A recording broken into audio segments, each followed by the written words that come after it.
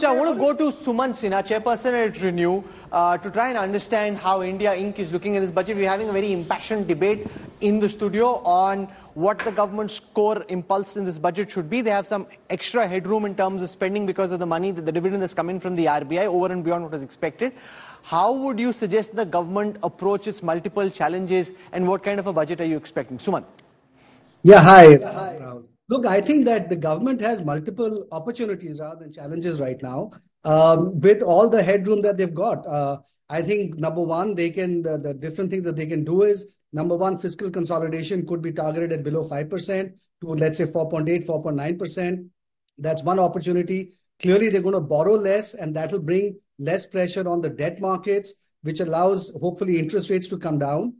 Of course, they can also give some kind of further increase on capex spending, which, as we know, was 11.11 lakh crores. That can perhaps be increased a little bit into some other areas to have more investments happening in the economy. And not just from the government, it can be through things like viability gap funding schemes in a couple of different areas, or more PLI, etc., which can actually lead to more private sector investments as well. They can also give tax breaks, or they can give more in terms of rural spending. So I think what the government is likely to do eventually is a mix of all of these.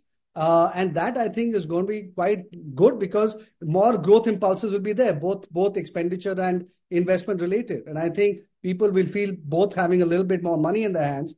And hopefully that leads to more investment opportunities for us as corporates as well. So I think I'm really... The expectation the government has from India Inc. is for India Inc. to start investing more aggressively in the India story. You've seen in deliberations with policymakers, that's the one pushback, that we gave you these corporate tax cuts, your balance sheets are looking much greener, cleaner, healthier, now start investing. You know, we were having this big debate in our studio about gross fixed capital formation and the fact that capacity utilization stays in the mid-17 and isn't really going up in the way the government would have expected. How do you explain that? And by speaking to your peers, your thinking on how private Inc. is looking at investment at the moment?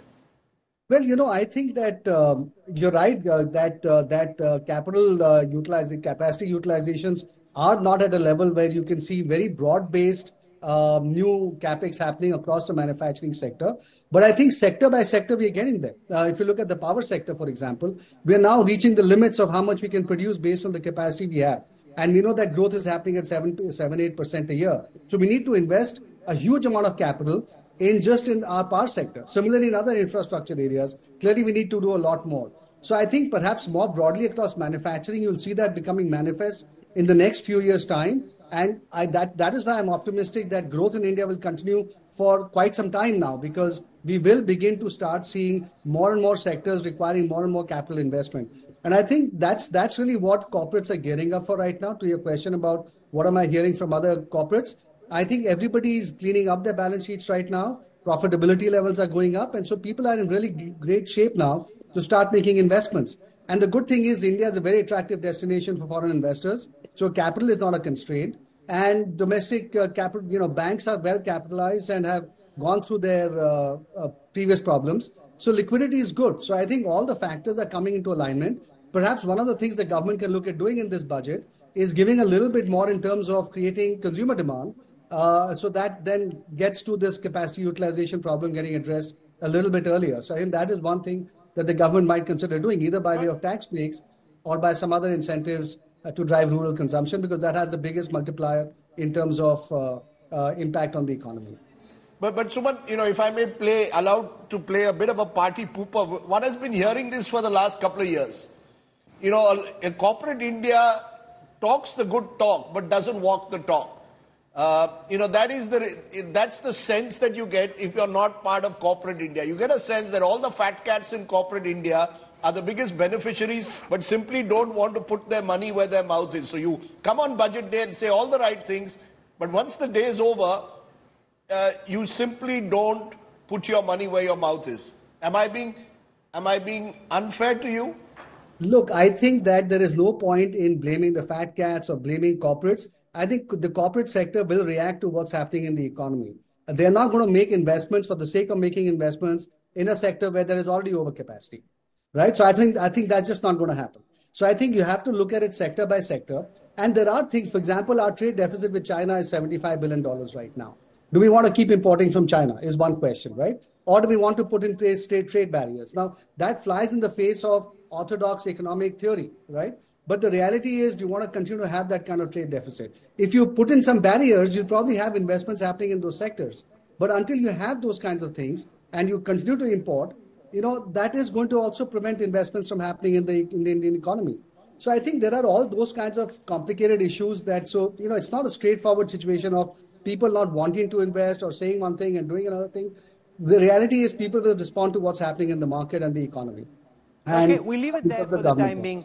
Sumant Sinha, we hope to have you back after the budget. Thank you very much for the time to join us. I want to spend a moment on what the... Just very quickly on that. Yes. The economic survey yesterday actually quotes Axis Research, showing that in the last 2 years, covering the 3,000 biggest listed companies, private sector capex has already increased significantly in the last 2 years. 20%. To around 8.5 trillion from 6 trillion. 19.8%. So this narrative is also getting slightly aged in terms of the empirical reality on the ground. Private sector capex has shown a very steep increase in the last 2 years, going by the top 3,000 listed companies. Whether it applies to MSMEs or not is a separate question. But residential capex by the household sector and 3,000 top listed companies, very steep increases already has happened. So that's not in the future, it's already happened. I want to spend a moment on what the economic survey says about China. Now, if you see, India's trade deficit with China has been ballooning despite all the additional tariffs that have been placed. Now, what the economic survey says is allow for Chinese capital to come and invest in India. Siddharth Zarabi, now this is quite different from what we've been hearing from policymakers post the Galwan clashes, where we don't want Chinese money. Earlier, the Chinese were coming and buying stakes in a lot of our startups.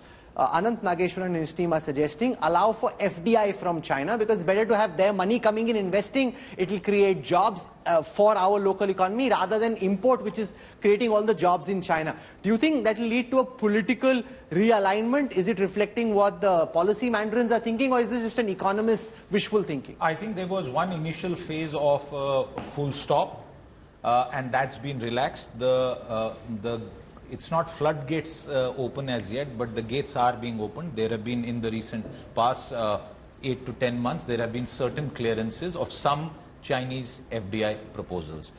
But I think with regard to our import policy and our China approach, the world will change in November when it comes to tariffs. The global trade order will change, and I think at this stage we will have to hedge our bets. What am I trying to say with regard to today's announcement?